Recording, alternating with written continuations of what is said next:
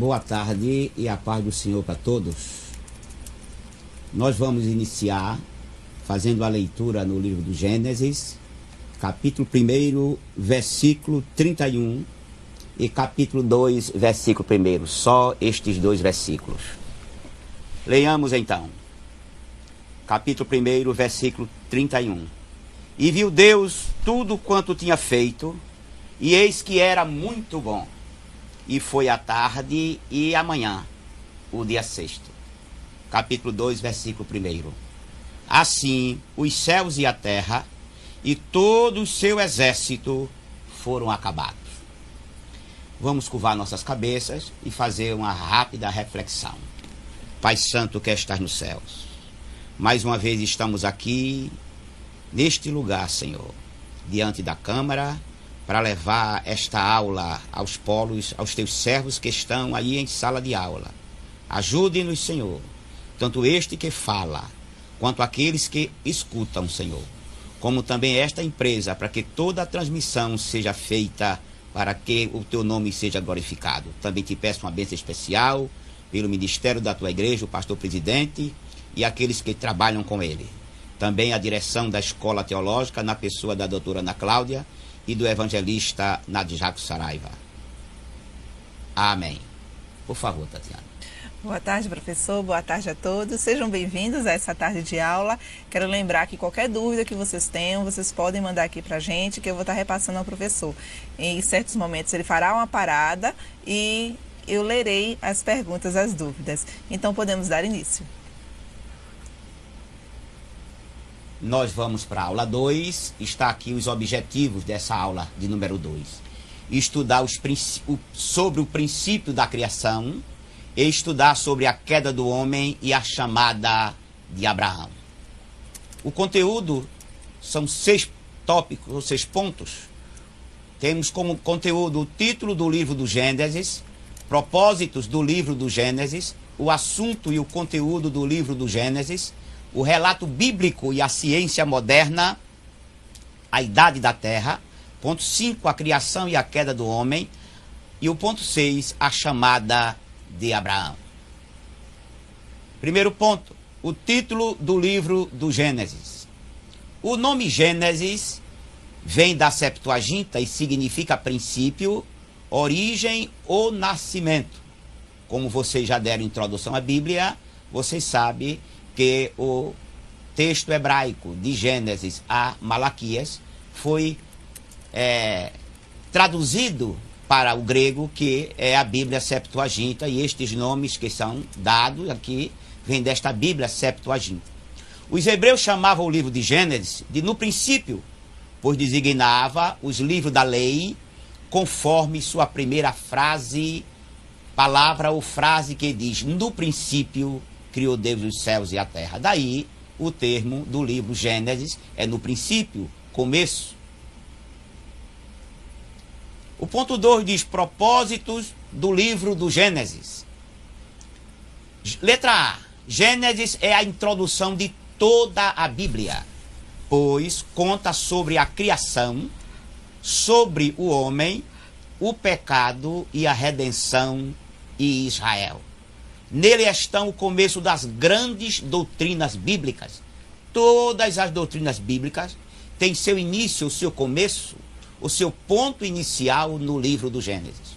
Temas como a queda do homem, a instituição do casamento, a derrota da antiga serpente, os salvos levados de volta ao paraíso com acesso à árvore da vida, são interpretados no Novo Testamento. Estas doutrinas, como todo cristão que lê a Bíblia sabe que elas começaram no livro de Gênesis e têm seu desfecho final com a vitória do Senhor Jesus sobre todo o mal e concluindo tudo aquilo que Deus prometera no Gênesis. Letra B. A escolha do povo de Deus. Nós sabemos que o livro do Gênesis trata sobre a escolha de um povo para que Deus nele pudesse trabalhar com todas as nações da terra. Assim, a escolha do povo de Deus é o tema da letra B. Gênesis fala da infância da humanidade, e destaca apenas as pessoas e sucessos que se relacionam com o plano da salvação. Ou seja, todos os personagens que aparecem no livro do Gênesis, eles, quando não há o interesse em relação ao plano de Deus, simplesmente o livro de Gênesis cita o nome e já passa para outro assunto. Assim, o livro do Gênesis traça a linhagem piedosa que transmite a promessa de 3:15 e vai descartando as linhas colaterais. Repetindo, traça a linhagem piedosa que transmite a promessa de 3:15, que diz que da mulher nascerá alguém que ferirá a cabeça da serpente, que nós sabemos que é o Messias, predito também por Moisés em Deuteronômio 18 e nascido lá como mostra os evangelhos.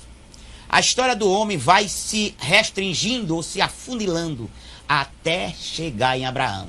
A gente percebe que Abraão saiu dos caldeus, a gente percebe que Abraão gera Isaac, e a linhagem vem para Jacó, que gera seus 12 filhos, e de Judá, e assim vai se afunilando até chegar no ponto crucial, que é a manifestação do Messias. Também fala de outros povos, porém apenas no que se refere às suas relações com Israel. Ou seja, as nações que circundam o que, de uma maneira ou de outra, se envolve com a nação de Israel, elas também são descritas na Bíblia, mas apenas na sua relação com Israel. A Bíblia não diz o que aconteceu com os babilônios. A Bíblia não fala. A Bíblia não fala o que aconteceu com os persas, como eles se misturaram, onde eles estão. A Bíblia não diz, a história secular até fala sobre isso, mas a Bíblia não. Mas a Bíblia continua traçando a linha profética que marca a existência de Israel, porque é Israel que Deus cumprirá a palavra da manifestação do Messias. E a letra C diz assim: embora o Senhor tenha chamado Israel para levar seu plano adiante, ele é também o Deus de todas as nações. Vimos aqui na aula passada, citamos Êxodo, capítulo 19, versículos 5, 6 e 7, quando o povo acampou ali ao pé do Monte Sinai, ou nas cadeias do Sinai. Deus chamou Moisés até o cume do Horebe, que fica nas cadeias do Sinai, e instruiu Moisés a respeito da lei. Ali, naquele local, o povo passou quase 9 meses. E o versículo 5, 6 e 7 do 19 do Êxodo, Deus diz assim a Moisés: diga ao povo, se diligentemente eles me obedecerem, eu farei dele um povo santo, ou seja, separado, uma nação eleita, ou seja, chamei ela primeiro, e sacerdócio real, ou seja, sacerdotes, reis, ou uma nação de reis sacerdotes. Assim, Deus chamou Abraão e com ele fez um pacto, um concerto. Que concerto era esse? Multiplicar sua semente, fazer dela uma nação, colocá-la em Canaã, a terra que emana leite e mel, a terra prometida, para que ela fosse uma fonte de bênção para todas as famílias da terra, como está escrito em Gênesis 12, 3. Assim, Israel seria o canal de bênção universal. Israel seria a nação paradigma, a nação exemplo, a nação modelo. E todas as leis que seriam dadas a Israel, que essa nação cumprisse, todas as demais nações se chegariam a Israel, e este, ou seja, o povo israelita, falaria do Deus de Israel, que era também, o que é também o Deus das nações, para que se chegasse e assim eles comungarem da mesma fé. Por isso que a gente no livro de Atos lê e vê que nas festas que havia em Jerusalém, havia prosélitos, ou seja, prosélitos eram pessoas de outras nações que faziam os votos judaicos para se tornar um judeu praticante. Assim havia judeus e havia os prosélitos. Israel não trabalhou ou não fez como Deus quis. mas de certa maneira eles conquistaram muitas pessoas de várias nações para se tornar praticante da lei judaica. Tem alguma pergunta, Tatiana? Não, nenhuma dúvida, professor. Não tem nenhuma dúvida. Vamos passar para o terceiro ponto, ou o nosso assunto. O assunto e o conteúdo do livro de Gênesis. Embora o assunto geral do livro é o princípio de todas as coisas, o seu tema é: Deus inicia a redenção chamando um povo. Isso nós observamos que Deus não chama, na verdade, o grupo inteiro. Não. Era impossível Deus chamar um grupo inteiro. Às vezes as pessoas perguntam: não seria melhor que Deus convertesse os assírios? Não seria melhor que Deus convertesse os egípcios? Ou mesmo os babilônios? Ou os persas? Para fazer dele o povo de Deus? Não, não seria mais fácil. Mudar a fé de alguém depende deste alguém. Assim Deus encontrou uma melhor opção. E ele sabia que ao chamar Abraão lá de Ur dos Caldeus, chamou pelo seu caráter. Porque a chamada de Deus para a obra, quando ele chama o indivíduo, o primeiro ponto que Deus olha nessa pessoa é o seu caráter.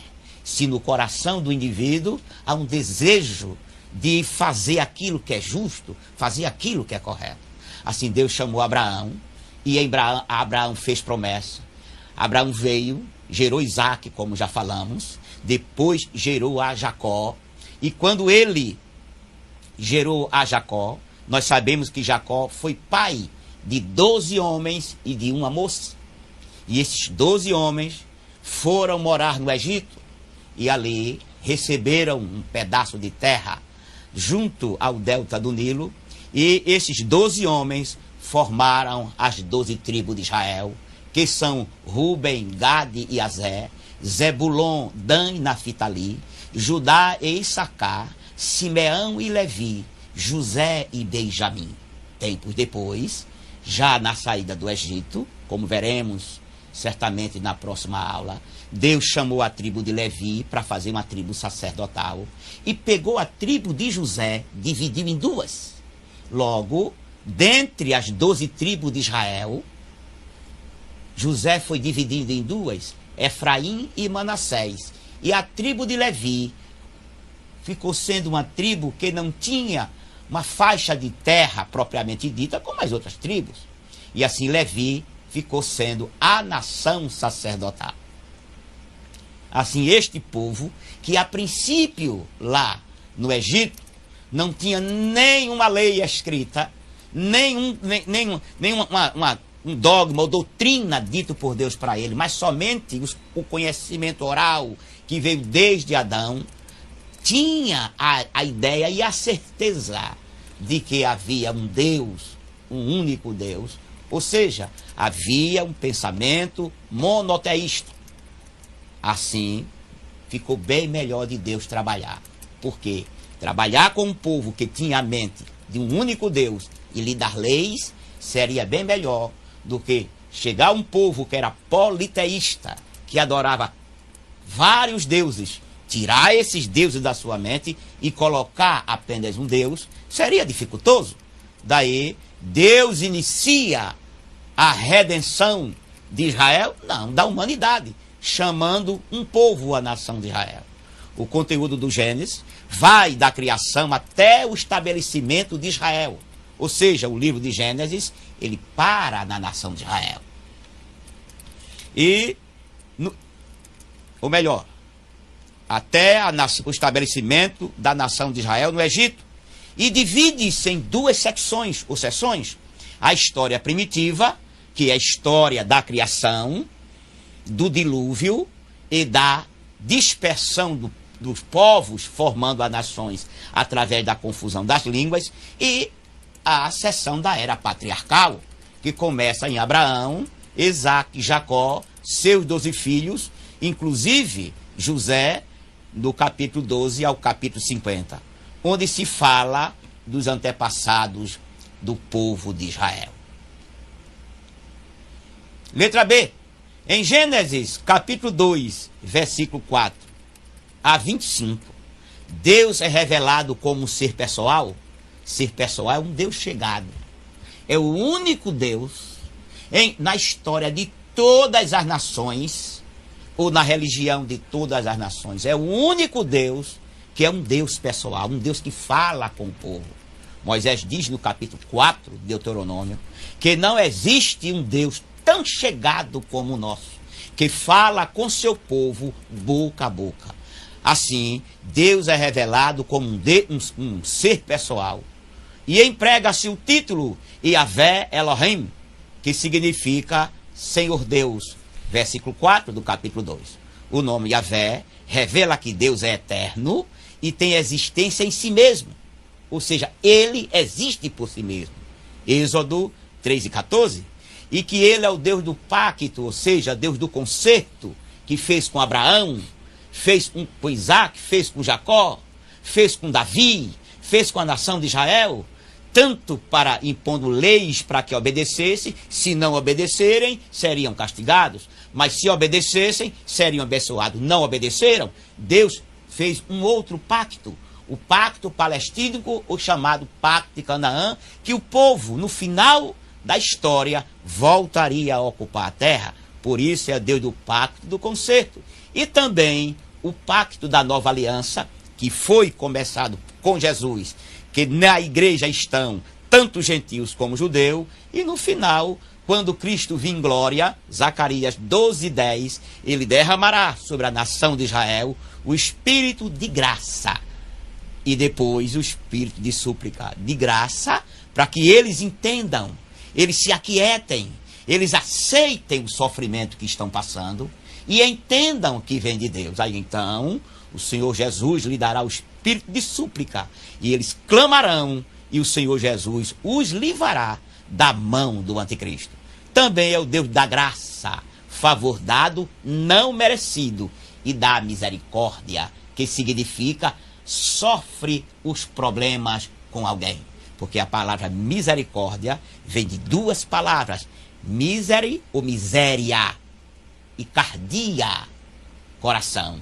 Assim, ao clamarmos misericórdia, estamos dizendo mais ou menos essa frase: ó Deus, leve este miserável dentro do seu coração.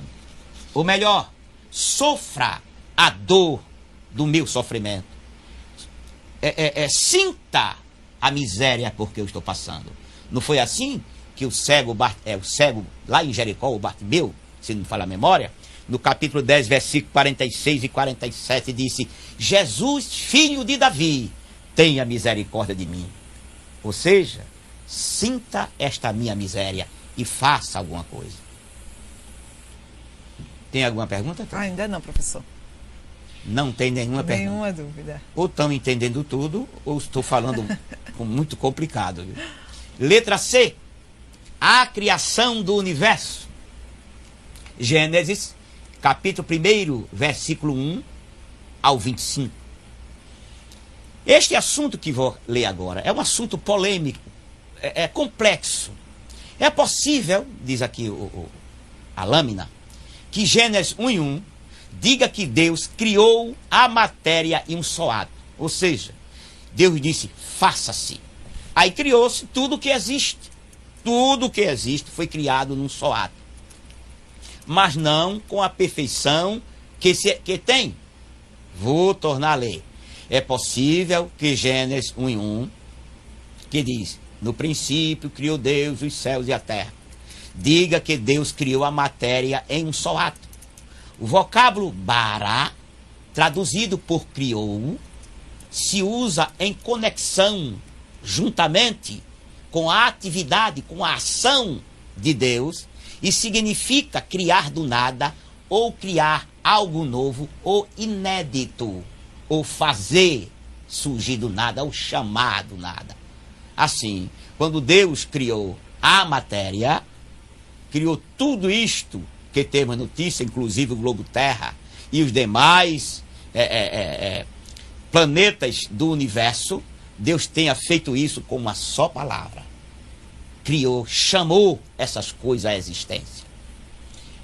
Em Gênesis capítulo 1, versículo 1, versículo 21 e versículo 27, bara também se refere à criação da matéria, ou seja, comprova, mostra isso, da vida animal e do homem. Vou repetir, em Gênesis, capítulo 1, versículo 1, versículo 21 e versículo 27, bara também se refere à criação da matéria, da vida animal e da vida do homem. Em outros casos, emprega-se a palavra asa, que corresponde a fazer. Deus os fez, como diz Hebreus, capítulo 1, capítulo 11, versículo 3, conforme Rofi, página 31. Tem alguma pergunta, Tati? Não, nenhuma dúvida, professor. Graças a Deus que não existe dúvida. Letra D. Depois de dar existência à luz, como diz o texto bíblico, Deus diz, faça-se a luz, que é o início de toda a atividade criadora.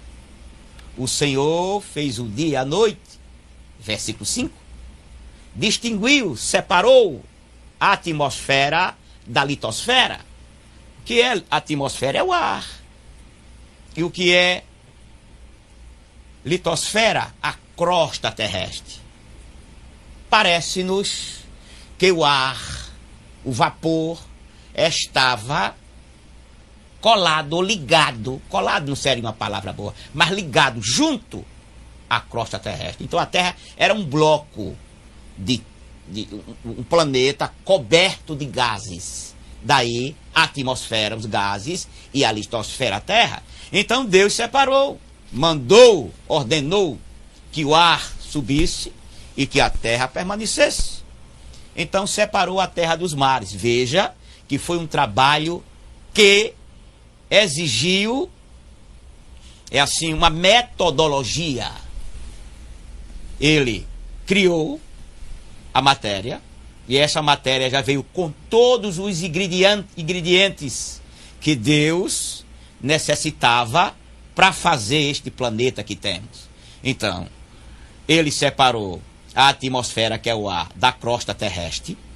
Depois separou os mares, as águas salgadas. Ele fez os mares.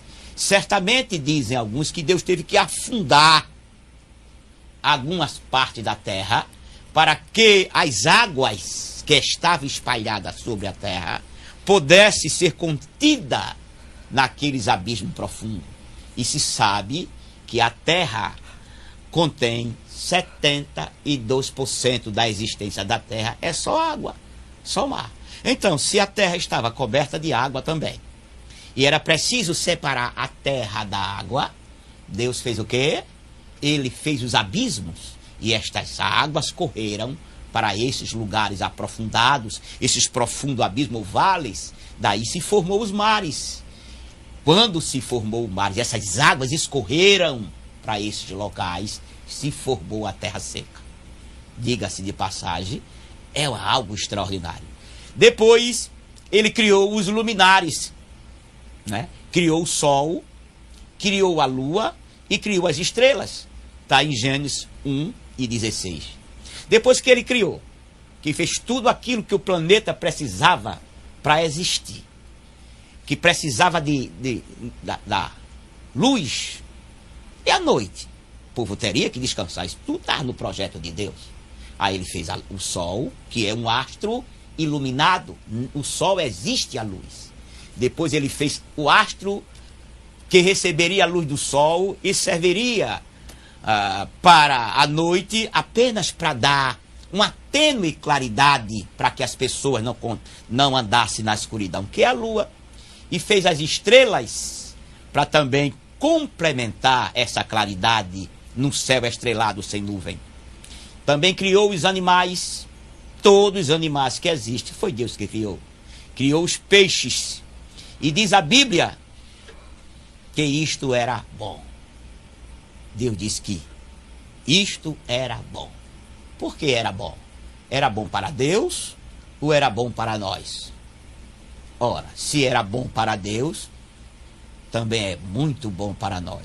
Por isso a terra, quando Deus a fez, que colocou Adão lá, no local chamado paraíso, ela mostra a beleza que era esse local ou este lugar.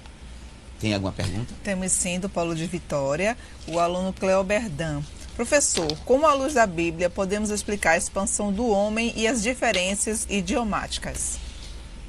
Olha, como vamos ver um pouco mais aqui. A expansão do homem é porque Deus disse a Adão que eles crescessem e multiplicassem e enchessem a terra. Deus não quer o povo aclopado num só lugar. A terra foi feita para ser habitada. Então, o homem não atendeu esse convite, pelo contrário, como veremos na Torre de Babel, eles se agruparam, e eles sabiam da tradição oral, e eles fizeram a torre e desafiaram Deus. Eia, façamos uma torre, ou seja, algo muito alto, e diz, podemos tocar o céu. O texto original não seria tocar, seria mostrar a Deus que vamos ficar aqui. O que foi que Deus fez? Todas as famílias, prestemos atenção a isso. Deus não fez uma confusão de línguas com as pessoas. As famílias, cada uma das famílias, tiveram, ou foi criado para cada uma língua diferente. Porque Deus não divide família. Ou seja, esta clã tinha seu chefe. Então toda esta clã ficou falando uma língua. Aquela clã também começaram a falar uma outra língua. E assim todas as clãs, todas as famílias passaram cada uma a falar uma língua diferente. E que quando eles foram trocar ideias, trocar palavras, não se entendiam. Então, o importante era cada um tomar seu rumo e procurar lugares e se estabelecerem. Está na Tábua das Nações, capítulo 10 e capítulo 11 do Gênesis. Tem uma outra pergunta? Não, não temos mais dúvidas. Então, ponto 4. A Bíblia e a ciência moderna. A ciência tem provado, através de sua descoberta, que a Terra é muito antiga. Porém, muitos cristãos creem que a Bíblia diz que o mundo tem apenas 6.000 anos. Vamos ver um pouco. Existem duas linhas, uma de cientistas, até cristãos, que diz que a Terra tem milhões de anos. E eles dizem isso por causa da crosta da Terra. Ao escavarem a Terra, por exemplo, pegar um monte cortado, assim como se corta um bolo, vê as camadas do bolo, assim se vê as camadas da Terra. E os cientistas estudam essas camadas, e a cada 30 centímetros e meio, dizem ele, que equivale a 1.000 anos. E ao fazerem isso, eles viram que há milhares e milhares de camadas. Assim, ao juntar, ao somar essas camadas, que cada uma vale por 1.000 anos, dizem que a Terra tem milhões de anos. Outros cientistas cristãos dizem que a Terra só tem 6.000 anos. Por quê? Porque ao fazerem as contas de Adão a Jesus, 4.004 anos, e de Adão para nós, mais uns 2.000 anos, a Terra teria 6.000 anos. Assim fica a confusão entre a ciência e a Bíblia. Mas a briga não é entre ciência e Bíblia. Não. Já quero adiantar a vocês que a ciência pura não briga com a palavra de Deus. Não são antagônicos. Não, senhor. Porque o autor da Bíblia é o Criador de todas as coisas. Ora, se o Criador de todas as coisas, ele inspirou as pessoas a escreverem a sua palavra, como é que a Bíblia pode ir de encontro à ciência? Na verdade, tanto de um lado quanto do outro tem problema. Do lado da ciência, há os cientistas que não são sinceros, não são corretos nas suas afirmações. Principalmente, como vimos a semana passada, na área da arqueologia. Para que foi criada a arqueologia? Para que inventaram a arqueologia? Foi cientistas querendo desmoralizar a Bíblia. E ao escavarem para encontrar um esqueleto do homem, que seria a transição do homem troglodita para o homem sábio, o homem inteligente, eles queriam encontrar um esqueleto. Eles forjaram várias coisas. Mandíbula, crânios. São falsos cientistas, ou querendo simplesmente desmentir a Bíblia. Quando eu falo ciência, eu falo de ciência pura. De pessoas que têm caráter, de pessoas que são justas e sinceras. Como diz o velho adágio, não puxa a brasa para assar a sua sardinha enquanto o peixe do companheiro fica lá as moscas. Estou falando de ciência pura. E pelo outro lado, tem a Bíblia, a interpretação da Bíblia. A interpretação da Bíblia deve ser coerente, porque ninguém, prestemos atenção que eu estou falando, ninguém é o dono da verdade. A verdade é a Bíblia. E a sua interpretação correta é que vai dar resposta ou se harmonizar com a verdadeira ciência.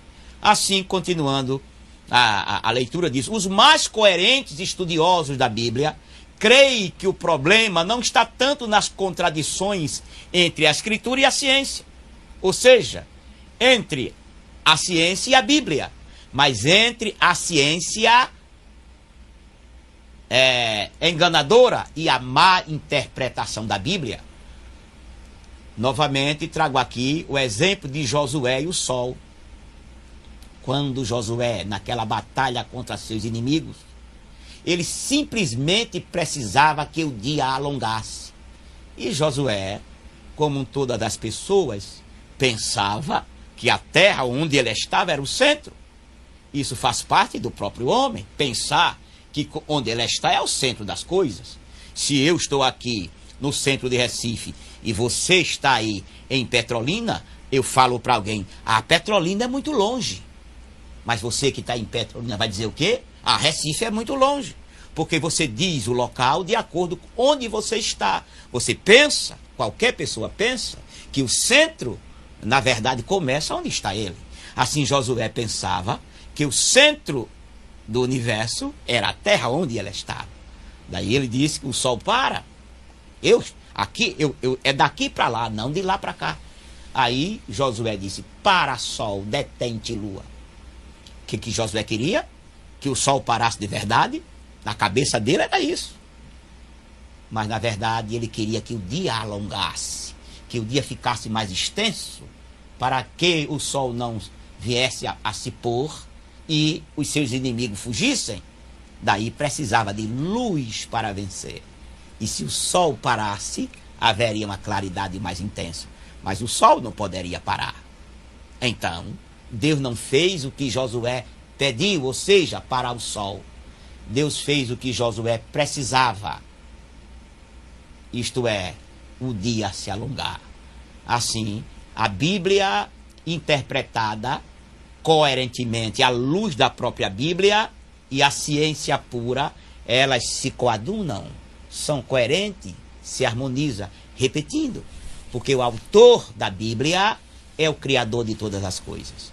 Assim, o cristão deve reconhecer certos fatos ao interpretar o relato da criação. Por exemplo, letra A, Gênesis não apresenta as datas e não se pode contar com as genealogias para fazer cálculos, pois nela há grandes vazios.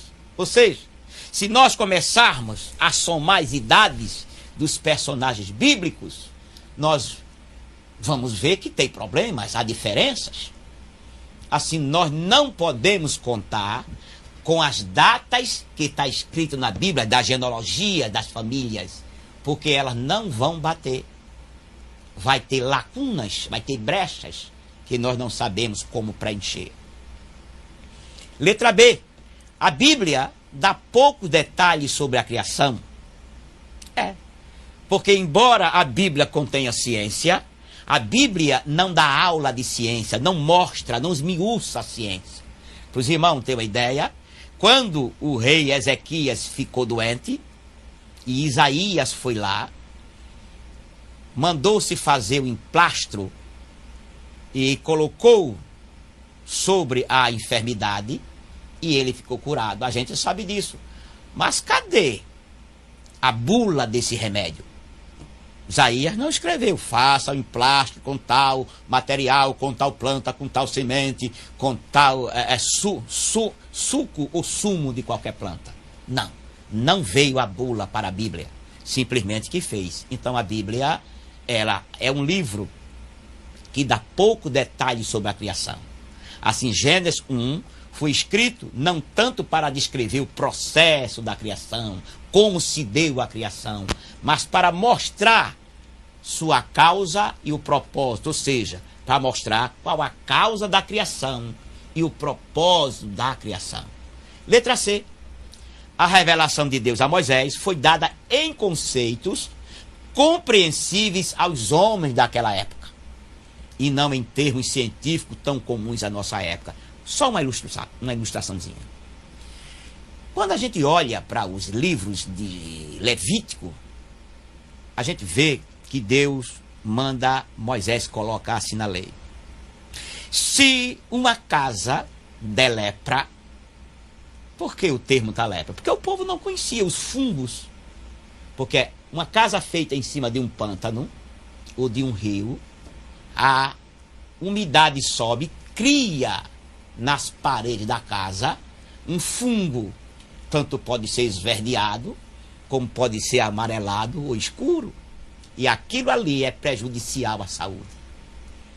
Aí Deus disse a Moisés, e está na lei. Se a casa de alguém der lepra, chama o sacerdote, ele manda rapar essa lepra, que na verdade são os fungos, e esperar. 15 dias depois, se novamente der lepra, rapa de novo. Se der lepra, deixa a casa de lado, jogue sal e ninguém vai morar mais ali. Aí eu pergunto, por que é que Deus não deu a solução? Por que é que ele não disse, olha, cava e faz um alicerce sólido? Não, Deus não disse isso. Apenas a Bíblia mostra um lado, mas o lado científico. Compete ao homem a estudar, buscar, trabalhar, raciocinar. Repetindo, letra C. A revelação de Deus a Moisés foi dada em conceitos compreensíveis aos homens daquela época, e não em termos científicos tão comuns à nossa época. Hoje entendemos, porque dessa época do livro, do Pentateuco até nós, se passaram apenas 3.450 anos. E a ciência progrediu e hoje temos informações para muita coisa. Não tudo, mas para muita coisa. Algo que o povo daquela época não tinha de jeito nenhum. Tem alguma pergunta? Temos sim, professor. Do Polo de Araçoiaba, o auxiliar Jogli Uchoa. Como surgiu as etnias e as raças? Branco, preto, chineses, japoneses? Olhe, querido Pai do Senhor, esta é uma outra problemática do estudo das raças. Eu conversei com algumas pessoas. Isso, 2 pontos pareceram viáveis, mas eu não posso dizer que isso é verdade. A cor escura, que nós sabemos, de acordo com a geografia, que a cor escura é mais para o lado da África. Os africanos têm a pele escura. Dizem alguns que seria resultado da quantidade de ferro que há no solo e na água. Ou seja, quando as pessoas bebem a água, eles ficam com mais ferro no sangue, e isso dá condição para a pele escurecer, para o cabelo ficar carapinhado, né? E também os frutos, as plantações, porque o homem come o que vem da terra. E isso é o pensamento de alguns, certo? Não existe provas para isso. Daí se aproveita a má ciência para dizer que os homens surgiram de raças inferiores. E quanto aos chineses, eu tive em São Paulo o ano passado e conversei com o Dr. Yashio. É um homem que tem um museu particular. Ele não é cristão, E ele começou a conversar comigo e ele disse que a raça humana surgiu na África. Esse é um pensamento que existe de que o Egito seria o berço da raça humana. E diz que os chineses, eles têm os olhos apertados, porque, assim como os esquimós, que eles são descendentes dos esquimós, como o gelo prejudica a visão, eles teriam que apertar a vista para enxergar as coisas. E assim se acostumaram com esse tipo de fechar os olhos para enxergar. Daí migraram para as bandas do Oriente e formaram Japão, China e outras nações. Mas isso é apenas conversa humana, sem nenhuma prova. Assim, desculpe eu não ter uma resposta para satisfazer a sua curiosidade cristã. Agora do Polo de Palmares, o aluno Antônio. Que a paz do Senhor esteja conosco. Amém. Professor, se Adão e Eva não tivessem comido do fruto proibido, haveria a proliferação da espécie humana? É claro, claro. Porque a ordem, obseja, Deus não pediu que Adão entrasse a Eva e gerasse filho. Foi uma ordem. Se o senhor ler o livro de Meyer Pilman, Conhecendo a Doutrina da Bíblia, você vai ver ali que Adão e Eva, ao serem Adão feito pela mão de Deus e Eva também, Deus ordenou que ele crescesse e multiplicasse. Ou seja, coabite, gere filhos, que eu quero essa terra cheia. Era o que Deus queria. Aí veio depois Eva, obedecendo a serpente, comeu o fruto e deu a Adão, os dois pecaram. Se eles não tivessem comido do fruto, certamente eles encheriam a terra, e isso com muito mais equidade, com muito mais alegria, com muito mais benesses divina do que nos dias de hoje. Porque a ordem de encher a terra não veio depois que comeu o fruto, mas muito antes de se comer o fruto. Os alunos estão pedindo para o senhor passar para o slide para a parte C, que está travado na letra A e B. Essa? Sim. A letra A e B? Não, porque o professor já vai falando da letra C e o slide está travado na letra A. Não, eu coloquei a letra A. Deixa eu ver o que é o ponto, desculpa. Ponto 4, a Bíblia e a ciência moderna. Demos a introdução, falamos da letra A. Gênesis não apresenta datas, não se pode contar com a genealogia para fazer cálculos, pois nela há grandes vazios. Letra B, a Bíblia dá poucos detalhes sobre a criação. Gênesis 1 foi escrito e não tanto para descrever o processo da criação, mas para mostrar sua causa e propósito. E a letra C já foi explicado, a revelação de Deus a Moisés foi dada em conceitos compreensíveis aos homens daquela época, e não em termos científicos tão comuns à nossa época. Eu passei para o próximo slide para fazer a pergunta justamente daquilo que falamos agora há pouco. É isso, Tati? Isso. Então tem alguma outra pergunta? Não, nenhuma outra dúvida. Então vamos para 4.1. Teorias cristãs, Bíblia e ciência. Letra A. Existem várias teorias. Colocamos aqui apenas 3. Dessas 3 teorias que vamos ler aqui, vocês vão acompanhar aí, e vou falar muito pouco sobre elas. Não existe provas de que nenhuma delas seja verdade. Letra A. A teoria do caos e recriação. O que é que essa teoria diz? Diz que com a queda de Satanás e o juízo divino sobre ele, ao expulsá-lo do céu, ele, irado, bagunçou o cosmos.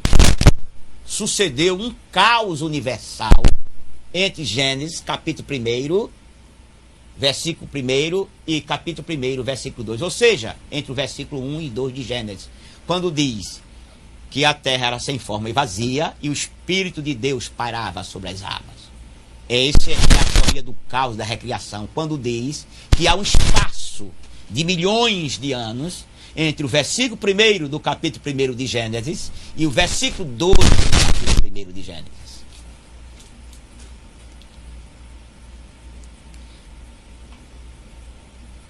Posso mudar? Então, repetindo, Letra A teoria do caos e da recriação, onde se diz que quando Satanás quis ser igual a Deus e conquistou uma terça parte dos anjos, Deus o julgou e o expulsou do céu. Então, sucedeu um caos universal entre Gênesis capítulo 1, versículo 1 e o versículo 2. Porque Satanás bagunçou o cosmos. A terra então ficou sem forma e vazia. E esta sem forma e vazia seria por causa da bagunça que Satanás fez. Pode ter passado, continua a teoria, milhões de anos entre a criação original e a recriação. Deus recriou a terra em 6 dias literais. A teoria da letra B diz teoria da alternância dia-eras. Os dias da criação, dizem, são período de 24 horas ou curtos lapsos de tempo, separados por eras geológicas. Nesses lapsos de tempo se deu a atividade criadora. Ou seja, os dias da criação são um período de 24 horas. Criou Deus e fez tarde e manhã do primeiro dia. Isso, na verdade, segundo essa teoria, são 24 horas. Mas entre o primeiro dia e o segundo dia, houve lapsos de tempo, curtos lapsos de tempo. Não foi criado um dia atrás do outro. Primeiro 24 horas, novamente 24 horas. Não, eles dizem que houve alternância.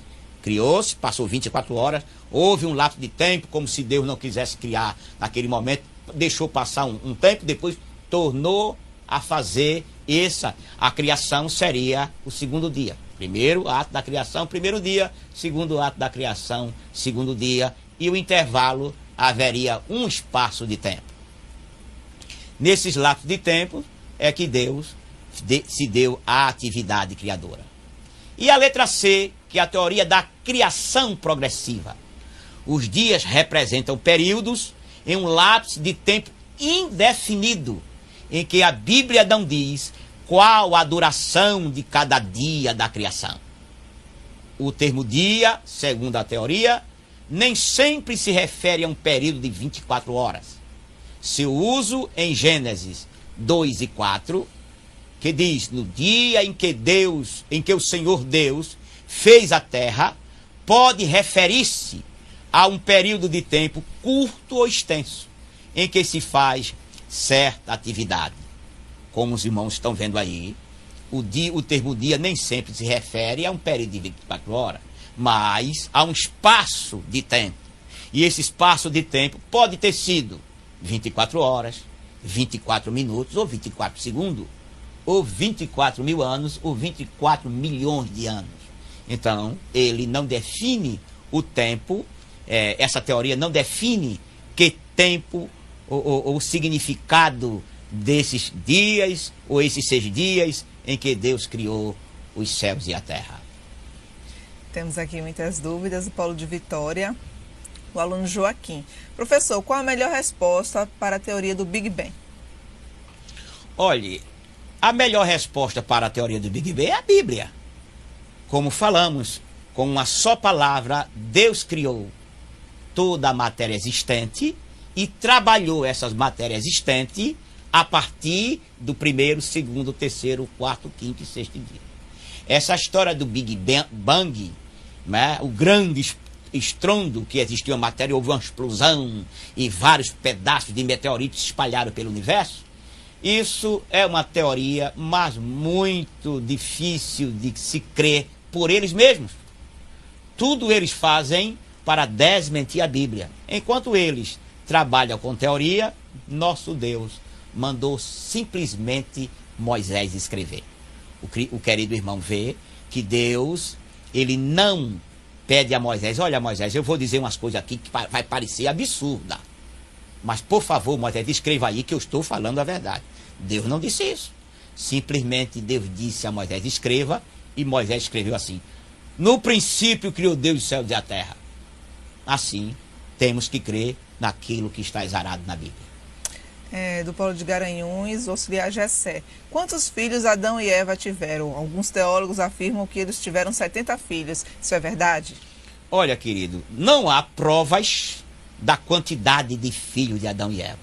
Isso é tradição judaica, que dizem isso, 70 filhos. Mas quais seriam os nomes? Deixe-me apenas abrir os passos para lhe dizer uma coisa. Adão e Eva já saíram do Jardim do Éden adultos. E uma mulher, ela tem em sua vida a quantidade de tempo de reprodução na sua vida, de tempo útil para reprodução, é pelo menos 40% da sua vida útil. De 13 a 40 anos, ela pode gerar filho. Assim, durante quase 30 anos, ela pode gerar filho. E a vida do homem ou da mulher está relacionada a 70 anos. Assim, ela tem 40% de sua vida útil. Haja as enfermidades, os problemas de certas enfermidades genética que a pessoa tem. Ainda tenho notícia de que existe nos interiores mulheres que ainda chegam a ter 20 a 25 filhos. Agora o senhor imagine, Adão e Eva saíram do paraíso adulto e Adão morreu com 930 anos.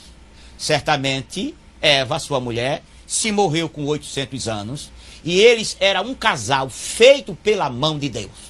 Não quero dizer quantos filhos eles tiveram, porque eu não tenho número, mas eu quero deixar você pensando nisso. 70 filhos, para isso seria muito pouco. A Eva teria deixado de procriar com 70 anos de idade, porque a idade de Adão e Eva não é quando eles foram feitos pela mão de Deus, mas conta quando eles saíram do Jardim do Éden.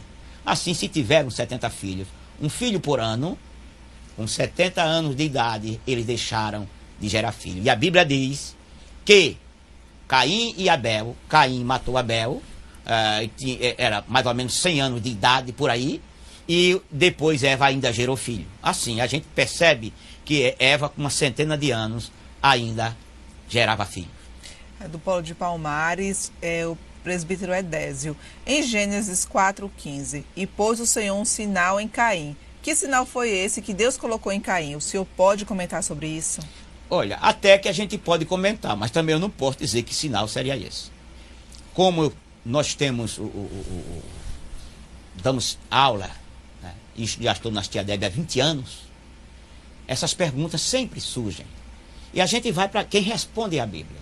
E o texto bíblico diz assim: vou pôr um sinal em você, Caim, e todos que você encontrar terão dó de você, terão compaixão de você, terão misericórdia de você. É como se, ao olhar para Caim, tivessem dó de Caim. Então era um sinal visível. Isso não significa que seja um sinal no corpo físico ou um sinal emocional. Já conversei com pessoas eruditas, inclusive com um judeu, que acha que esse sinal que Caim tinha era medo. Ele era assombrado, ficou assombrado. Ele não poderia estar só num lugar, que ele tinha simplesmente medo, ficava aterrorizado. Disso gerava compaixão das pessoas que eu conhecia. Mas isso não pode ser provado, é apenas um comentário, como você me pediu. Temos aqui um comentário do Paulo de São Lourenço, do irmão Clóvis. No livro A Bíblia Tinha Razão, do alemão Werner Keller, os arqueólogos com outros cientistas descobriram na região de Ugarité e Biblos receitas para homens e até animais em que se usava pasta de figos com folhagens para a cura de tumores, justamente datados da época do rei Ezequias. Muito bem, está aí. Eles encontraram o quê? Através de arqueologia. Mas a Bíblia não diz como era feita essa pasta e essas folhas de onde vieram. Isso que eu quis falar. Até na arqueologia você pode encontrar, mas Deus omite. Porque se Deus quisesse repassar essa bula para nós, esse conteúdo para nós, tinha colocado na Bíblia, mas ele não quis isso. Então, a Bíblia, ela não dá esse tipo de detalhes. Do Paulo de Palmares, o presbítero Edésio. Quando Deus criou o homem Adão, qual era a cor de sua pele? Não tenho informação. Isso fica complicado de se saber. A As pessoas de pele branca dizem, quer dizer, os racistas dizem que era branco. Pelo outro lado, as pessoas dizem que era preto. Ninguém pode dizer ao certo que cor era a pele de Adão. O senhor vai me desculpar, mas eu não posso responder isso. Temos aqui do Polo de Araçoiaba, auxiliar Joglio Shoa. Em que período teria vivido os dinossauros? Acredita-se que os dinossauros, eles viveram mais ou menos na época de Adão, porque Adão vivia no Éden e os dinossauros viviam fora, em outros lugares. E os dinossauros morreram no dilúvio. Daí se encontrarem os esqueletos desses dinossauros em toda a parte da Terra. O dilúvio destruiu-os de uma tal maneira que eles ainda se encontram seus esqueletos, ossos do dinossauro. Seria na época, são pessoas animais antediluvianos que foram destruídos pelo dilúvio. Do Polo de Araçoiaba ainda, auxiliar Joglio Shoa, e conheceu Caim, Gênesis 4:17, e conheceu Caim a sua mulher, e ela concebeu e teve Enoque. Essa mulher poderia ser irmã ou sobrinha de Caim? Claro que seria irmã ou sobrinha. O conhecer aí, muitas pessoas até tendo, gostei da sua pergunta, muito pertinente. Conhecer aí não significa que ele, quando aí diz a Bíblia, e Caim foi para as terras de Nod e conheceu sua mulher. Algumas pessoas querem interpretar que Caim conheceu sua mulher lá em Nod. Não. O conhecer aí é ter relações sexuais com a sua mulher. Conhecer é esse tipo aí. Caim, quando foi expulso do paraíso, já levou a sua mulher com ele. E o texto bíblico, ele trata do personagem de Caim, dizendo que ele gerou filhos e fez e construiu também cidades. Assim, seria ou sua irmã ou sua sobrinha. Do Polo de Oricuri, em Gênesis 4:15, diz o Senhor a Caim que não matasse quem quer que encontrasse. Se eles eram os únicos habitantes, quem ele poderia encontrar? Aí eu pergunto a você, únicos habitantes, já vimos aqui que Eva e Adão saíram do Éden, adultos, com 100 anos, certamente teriam vários filhos. E com 20 anos, esses filhos de Adão e Eva geraram filhos. Assim, com 22 anos que Eva e Adão saíram do Jardim do Éden, já tinham neto, eram avós com 20, 22 anos, eram bisavós com 40 anos, tataravós com 60 anos. A cada 20 anos, seus descendentes, se procriavam. Assim, quando Adão e Eva tinham 100 anos de idade cada um, já havia dezenas ou centenas de pessoas, perto de 1000 pessoas sobre a Terra, ou mais. Isso dizem os matemáticos ao fazer esse tipo de soma. Temos aqui do Polo de Abreu e Lima, do aluno Josemias. Caro professor, se a origem dos olhos puxados dos chineses se desse a partir desse mecanismo de defesa para permanecer de olhos abertos devido ao gelo, isso jamais teria ligação com a genética, a ponto de interferir nas feições de outros. Se concordarmos com essa hipótese, estaremos dando crédito à teoria da criação de novas espécies para se adaptarem através da seleção natural de Darwin. Muito bem. Meus parabéns pela sua grande defesa da fé. Deus lhe abençoe. Tem mais alguma pergunta? Não temos mais dúvidas. Vamos passar para o próximo tópico. Quinto, criação e a criação e a queda do homem. A frase, façamos o homem a nossa imagem conforme a nossa semelhança, Gênesis 1:26, significa que essa aparência é espiritual, pois Deus é espírito, João 4:24. Assim, a imagem de Deus no homem está na sua espiritualidade, racionalidade e sua efetividade. O Criador pensa e exerce sua capacidade de criatividade, de criar. Essas ações também fazem parte do modo de agir do ser humano. Assim, essa imagem de Deus no homem tem 4 aspectos.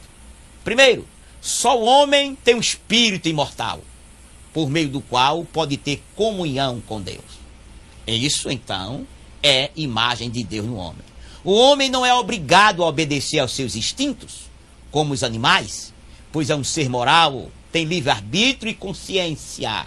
Isto é um sinal da imagem de Deus no homem. O homem é um ser racional, com capacidade para pensar e formar ideias.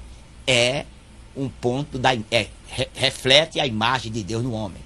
Aí, então, a semelhança de Deus é vista no domínio sobre a natureza e sobre os seres vivos.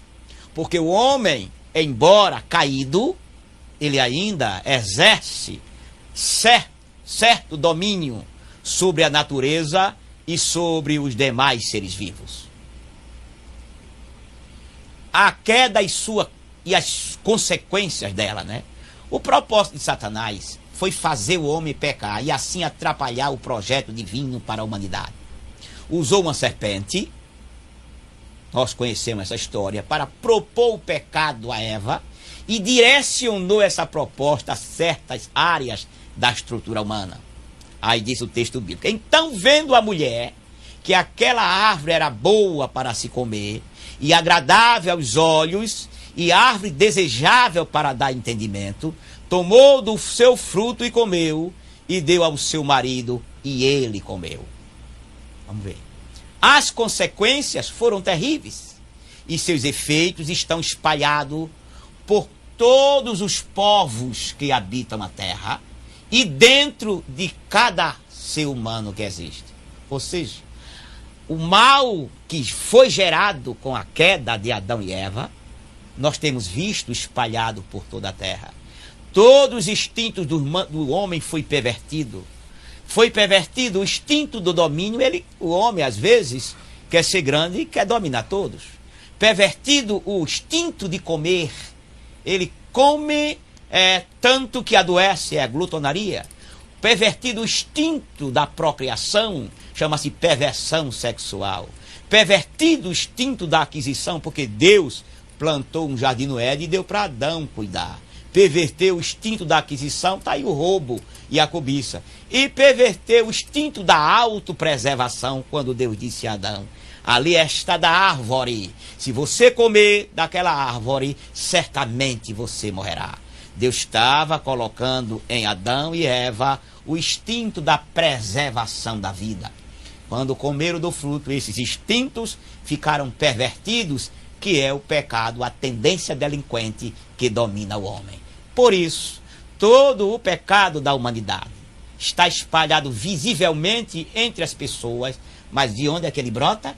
Dentro do ser humano. Por isso que 1 Coríntios, capítulo 10, versículo 13, diz assim: não veio sobre vós tentação sina humana, mas fiel é Deus, que não vos deixará ser tentado acima do que podeis suportar. Essa tentação humana é inato ao indivíduo, chama-se a tendência delinquente. Todo indivíduo é tendencioso à delinquência, uns mais e outros menos. Aí, porém, o Novo Testamento revela que o propósito que Deus quer realizar mediante a redenção é restaurar sua imagem no homem até que seja perfeita, tal como se observa em Cristo, em Romanos 8 e 29, que diz assim: aos que dantes conheceu, a este predestinou para ser conforme a imagem do seu Filho Jesus. Ou melhor, todo pecador, a imagem dele está desfigurada. Não sei se você já viu algum desenho que alguém mostrando o corcunda de Notre Dame. Ou seja, o indivíduo todo destituído, a forma física dele troncha. Isso seria a alma humana. Quando a pessoa aceita Jesus, essa alma humana, que quando ele começa a obedecer, começa a andar nos caminhos, ela começa a se consertar. Começa a ficar uma estrutura perfeita. A alma humana começa a aparecer com o Senhor Jesus. Porque mesmo aceitando Jesus, esses defeitos ainda vêm. E através da obediência a Cristo Jesus, as pessoas vão tomando a forma do Filho de Deus. E quando ora ao Deus da glória, que bate na porta, se já estiver parecendo com Jesus, o Pai Celestial diz: pode entrar, meu filho, o que queres? Vamos para o próximo. Tem alguma pergunta? Temos aqui algumas dúvidas do Paulo de Palmares, o presbítero Carlos Antônio. Qual seria o propósito de Deus ao permitir que Satanás, com a queda, bagunçasse a criação original? Olha, não há um propósito. o certo é esse. Para se conquistar o céu, tem que lutar pelo céu. Ninguém consegue as coisas de Deus de graça. Salvação é por graça, mas exige o preço que é a fé. Cristo deu o preço que é o sangue e nós damos o preço que é a fé. Que a salvação é pela graça de Deus, pelo sangue de Jesus e pela nossa fé.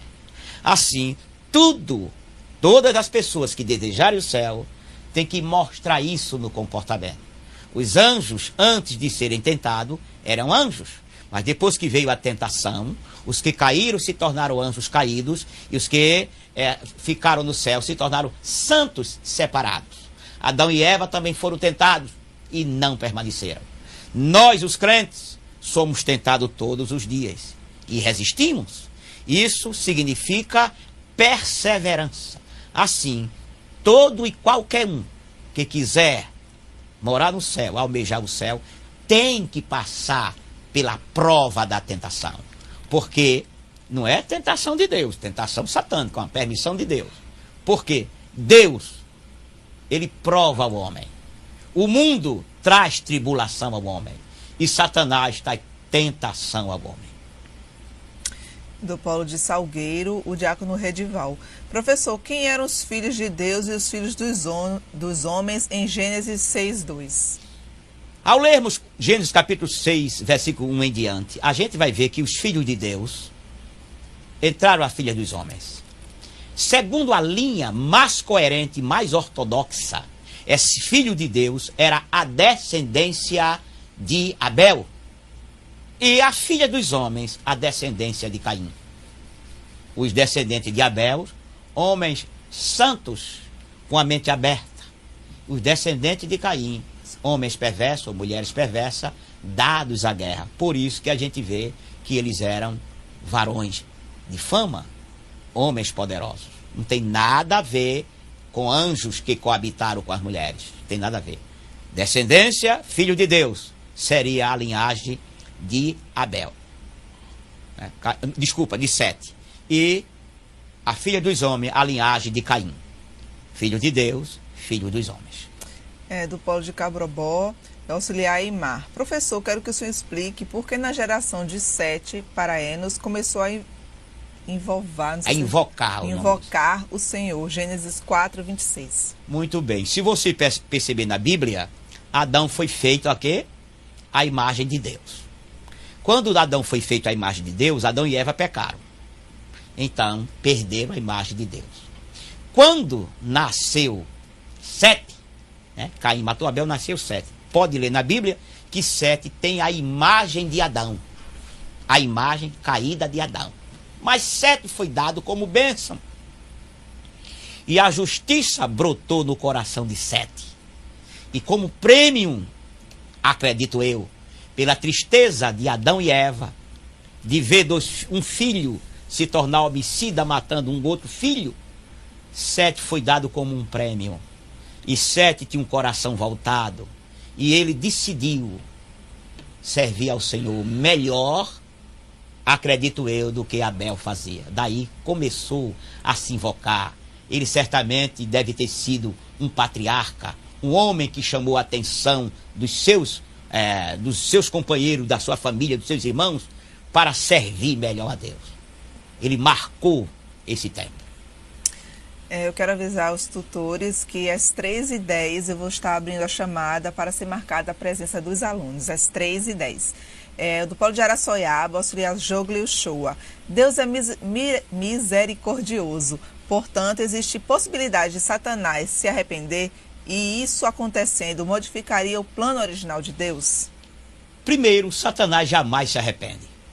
É impossível. Porque Satanás, ele não é um pecador. Satanás é o pecado. Satanás não é orgulhoso, ele é o orgulho. Ele sabe, ele conhece a Bíblia e não aceita aquilo ali. Isso é o primeiro ponto. Segundo, só existe salvação por fé. Os anjos já estiveram lá, não pode existir salvação.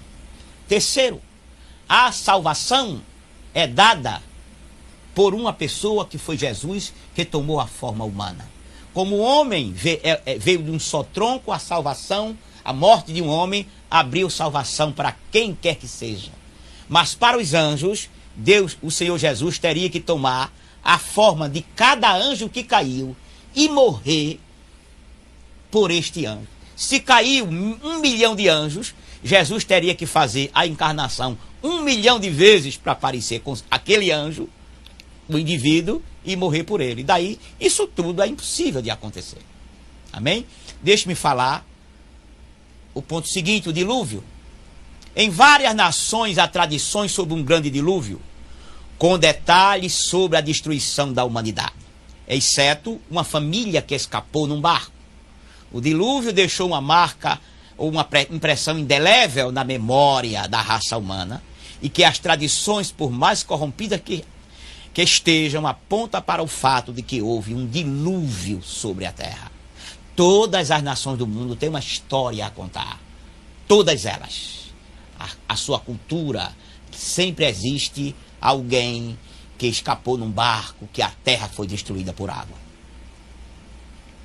A dispersão das nações, como o episódio da Torre de Babel, e a dispersão dos povos segundo cada família, como já explicamos anteriormente, os descendentes de Jafé migraram para a Europa e parte da Ásia Menor. Os filhos de Cã povoaram a África, Canaã e a Península Arábica. E os semitas, que são os filhos de Sem, povoaram o sudoeste da Ásia, ali, como já mostramos na semana passada, a região da Mesopotâmia. Tem alguma pergunta? Temos sim, professor. Temos várias perguntas. Do Polo de São Lourenço. Auxiliar Eduardo. Em Êxodo 20, 10, 11, Deus dá um mandamento a Moisés, dizendo que ele trabalhasse 6 dias e descansasse no 7º, e exemplificou como o próprio Deus que criou tudo em 6 dias e descansou no 7º, derrubando então essa teoria de que houve espaço entre um dia e outro, deixando-nos claro que os dias foram sequenciais. Não deixando de observar Gênesis 1 e 14, onde Deus faz a separação entre o dia e a noite na criação dos luminares, já citado em aula. Muito bem, Deus lhe abençoe. Temos agora do Polo de Petrolina, o diácono João Paulo. Os anjos só se tornaram santos depois da tentação? Com certeza, existem 2 tipos de santidade.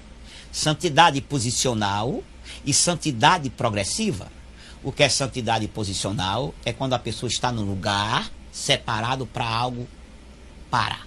Por exemplo, quando você acorda de manhã que vai lá lavar o rosto na pia, significa santa, separada para aquilo. Pia de prato, pia de lavar rosto, é santa. Então é algo separado. Os anjos, quando estavam com Deus, eram santos posicionais. Ou seja, estava numa posição de santidade. Mas não existia pecado. Logo, esse santo posicional praticamente não existia. Para ele ser santo posicional, teria que ter saído do lugar pecaminoso. Assim, quando Satanás criou o mal dentro de si e foi a todos os anjos tentando eles, os que seguiram a Satanás se tornaram anjos caídos. E os que ficaram se tornaram anjos posicionais, santos posicionais. Porque puros eles já eram. Os anjos não se tornam mais puros do que são.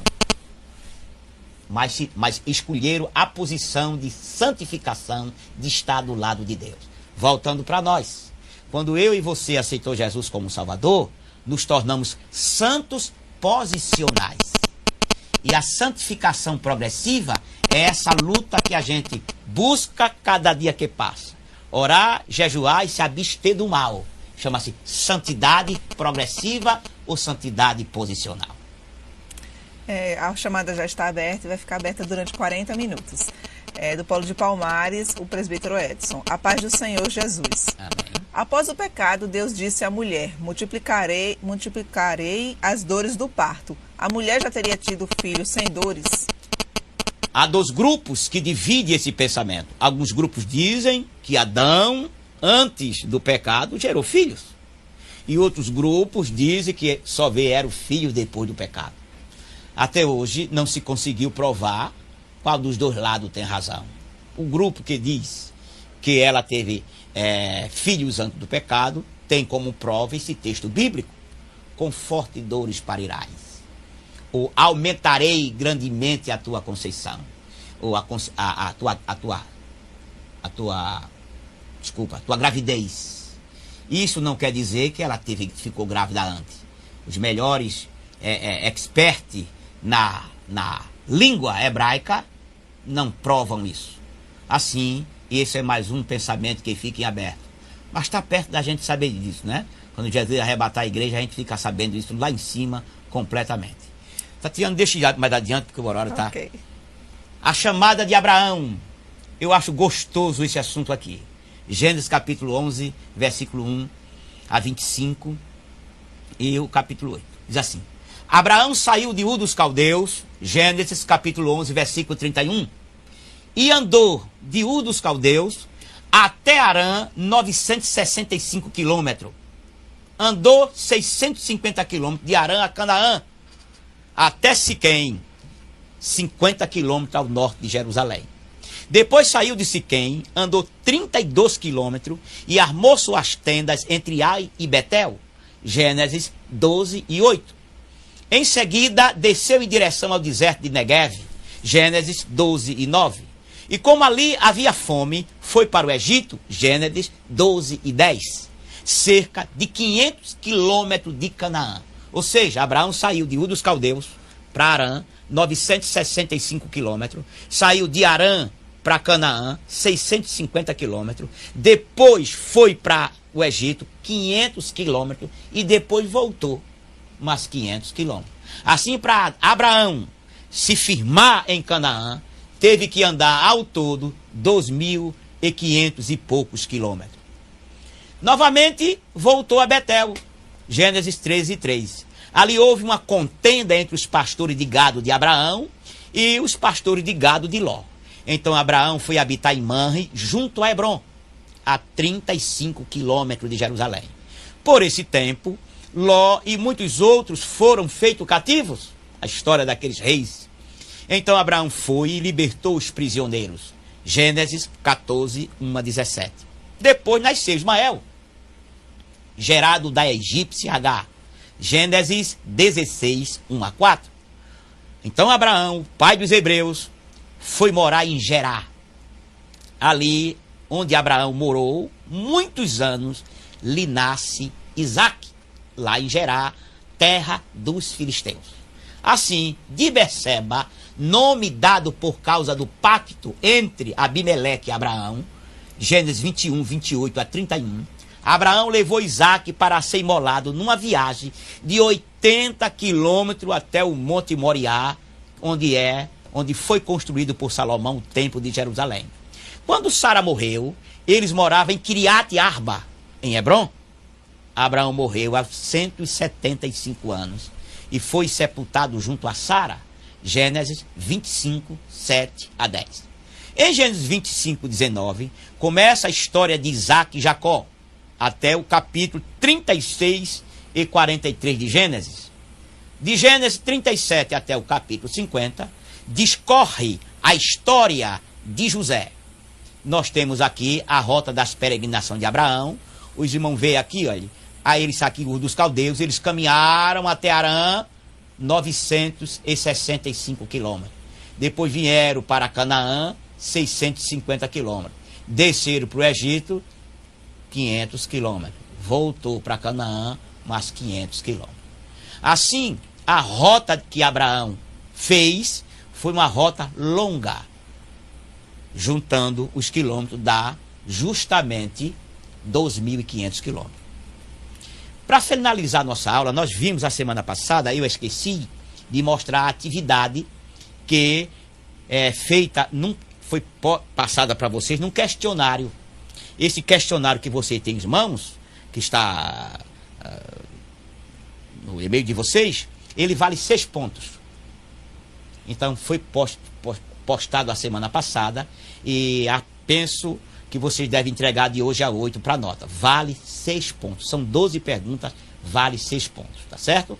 Na sala de hoje não há atividade, né? Não há, para a aula de hoje não tem atividade nenhuma, vocês estão isentos de atividade, tá certo? Mas ainda quero perguntar se tem mais uma pergunta, só uma pergunta. Tá certo, deixa eu escolher um aqui. Bora lá do Polo do Salgueiro, a irmã Isabela. Professor, Adão e Eva foram salvos? Seria impossível eles não serem salvos. Quem é que ensinou a Caim e Abel a fazer os holocaustos? Quem ensinou a Caim e Abel a temer a Deus? De uma tal maneira que Abel se tornou um moço temente. Mas o mal entrou em Caim por causa da tendência delinquente criada pela obediência. Tá certo? Um abraço, Deus abençoe, que esta aula tenha sido de bom proveito. A paz do Senhor para todos, até a próxima aula. Encontro vocês no chat, o chat, sábado, de 10 da manhã às 11. Eu vou fazer a oração, depois de eu dar para a Tatiana fazer as considerações, tá certo, Tatiana? Tá certo. Pai Santo, queremos te agradecer mais uma vez a oportunidade de estar presente neste lugar. Que a tua graça, teu amor e a tua misericórdia esconda a todos nós das astutas ciladas do diabo. Tanto a esta escola, os alunos deste polo, os professores desta escola, o ministério desta igreja, também, Senhor, esta empresa Teleporte com todos os seus funcionários, para que tudo concorra para a honra e a glória do teu santo nome. Tatiana, fica à vontade. Vamos agora para um pequeno intervalo e voltamos em 20 minutos.